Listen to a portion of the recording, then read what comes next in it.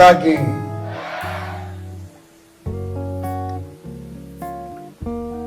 मंच पर उपस्थित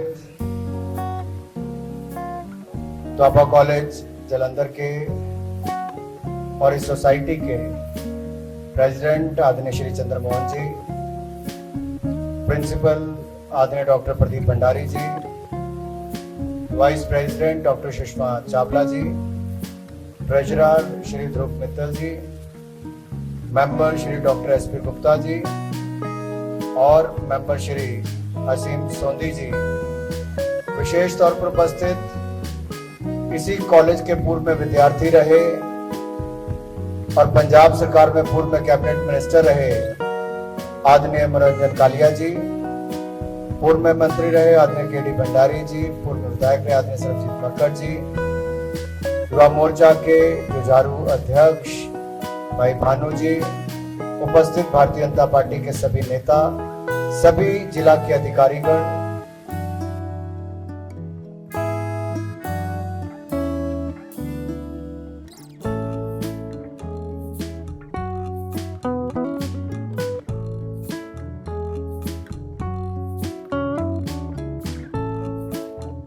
विद्यार्थियों को जिनको आज पोस्ट ग्रेजुएट या ग्रेजुएट की डिग्री से सम्मानित किया गया है, उनको बहुत बहुत बधाई और बहुत बहुत शुभकामनाएं देता हूं। कॉलेज के दिन 5 साल तक बिताए हुए,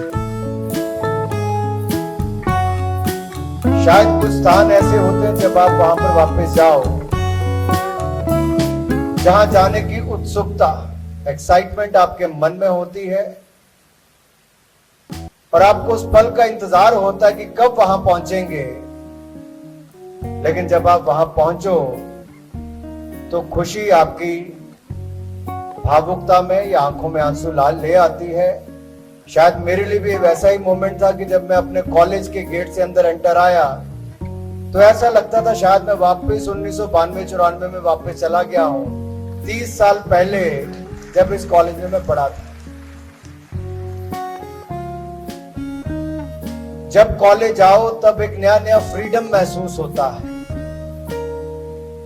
वो स्कूल की यूनिफॉर्म से बाहर आना, वो एक तरह से सर्टिफिकेट मिलना कि we are in college now and we have to decide what we have to do in life. लगता है बस अब तो ये जिंदगी अपने हम तय करेंगे करना क्या है। और सही मायने में यहां आकर आपको ही तय करना होता कि किस रास्ते को आपने चुनना है। अच्छी संगत में जाएंगे तो ठीक दिशा में निकल जाएंगे, थोड़ी सी गलती हुई, खराब दिशा ले ली तो कई बार वापस लौटने का अवसर ही नहीं मिलता है।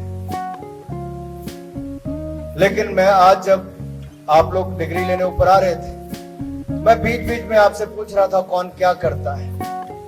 किसी ने कहा मैं पोर्टल अपना चलाता हूं, किसी ने कहा मैं हिंदुस्तान टाइम्स के लिए काम करता हूं, किसी ने कहा दैनिक सवेरा के लिए काम करता हूं, किसी ने कहा मैं कंपनी के लिए सोर्सिंग करता हूं, इंग्लैंड से स्पेशली वापस आया हूं। एक युवती ने खड़ा होकर कहा मैं साउथ अमेरिका में काम करती हूं, लेकिन मैं अपनी डिग्री लेने के लिए आई हूं। ये अपने आप में दिखाता है कि आपके लिए आज का दिन कितना महत्वपूर्ण है। एक बार आप जैसे नौजवान पैदल रास्ते में जा रहे थे तो उन्होंने देखा एक विशाल हाथी एक रस्सी से बंधा हुआ है। तो नौजवान आपस में बात करने लगे, इतना बड़ा हाथी एक रस्सी के साथ कैसे बंध गया, ये तो तोड़ के कभी चला जाएगा। तो साथ में खड़ा जो हाथी को देखता है उसको पूछा कि इतना बड़ा हाथी अपनी रस्सी तोड़वाता क्यों नहीं है। वो कहते जब ये बचपन में बालक होता है, छोटा होता है, तब हम जिस रस्सी से इसको बांधते हैं तब ये छुड़वा नहीं पाता, और बड़े होते होते इसके दिमाग में वही रहता है कि मैं तो रस्सी के साथ बंधा हूं, मैं इसको तोड़ नहीं सकता। हम भी अपने जीवन में कई बार फेल हो जाते हैं, कोई गलती करते तो लगता अब नहीं हो पाएगा। हम उस सोच के साथ बन जाते हैं, हम वहीं पे टिक जाते हैं, स्थिर हो जाते हैं। हमें इस रूढ़िवादी सोच से बाहर निकलना होगा। जैसे वो हाथी उस रस्सी को तोड़कर इंडिपेंडेंट हो सकता था, आजाद हो सकता था। आप भी कहीं विफलता पाई हो, कहीं पर आप फेल हो गए हो, उस सोच को एक बार पीछे छोड़ दीजिए और नई सोच के साथ, आजाद मन के साथ, आजाद सोच के साथ अपने लिए नया भविष्य बनाने के लिए आगे निकल जाइए।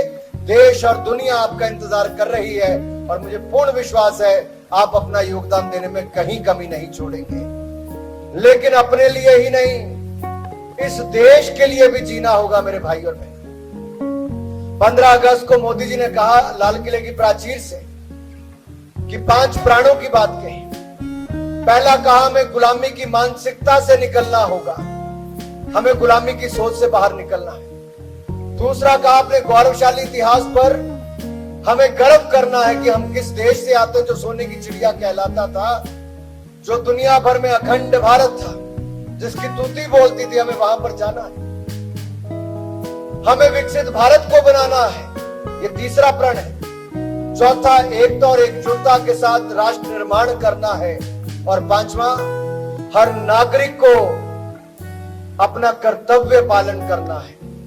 और मैं कर्तव्य पर इसलिए आ रहा हूं कि आप अपने अधिकारों की बात तो बार बार करेंगे, लेकिन आपको अपनी जिम्मेदारी भी निभानी होगी। Let's not talk about our rights, but let us also do our duties and our responsibilities.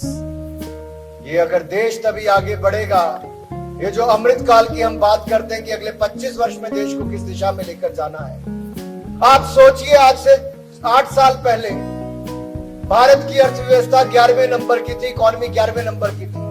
मात्र 8 वर्षों में मोदी जी की मेहनत और प्रयासों के कारण देश के उद्यमी, व्यापारी, महिला से लेकर मजदूरों तक भारत को आगे बढ़ाने के लिए जो प्रयास किए हैं, हमने 11वें नंबर से छलांग लगाकर जिस देश ने हमारे ऊपर 200 साल राज किया, इंग्लैंड ने, हमने उनको पछाड़ दिया है और अब भारत 5वें नंबर की अर्थव्यवस्था, 5th लार्जेस्ट इकोनॉमी दुनिया में बन गई है, 5th लार्जेस्ट इकोनॉमी। और वो भी उस साल में जब हम 75वें साल में खड़े। 200 साल की गुलामी अंग्रेजों की, 600 साल की मुगलों की, उसके बाद भी हम यहां पर पहुंचे हैं। अनुच्छेद 370-35 से सदा के लिए मुक्ति पाली है। मुस्लिम बहनों को ट्रिपल तलाक से निजात दिला दी है। भव्य राम मंदिर का निर्माण हमने कहा था अगले साल बनकर पूरा हो जाएगा, काशी विश्वनाथ भी बन गया है। और इस देश में सबका साथ, सबका विकास, सबका विश्वास और सबका प्रयास मूल मंत्र के साथ देश आगे बढ़ रहा है। लेकिन अमृत काल में आपको क्या करना है? आपको इन 5 प्राणों पर पूर्ण निष्ठा के साथ राष्ट्र निर्माण में अपना योगदान देना होगा।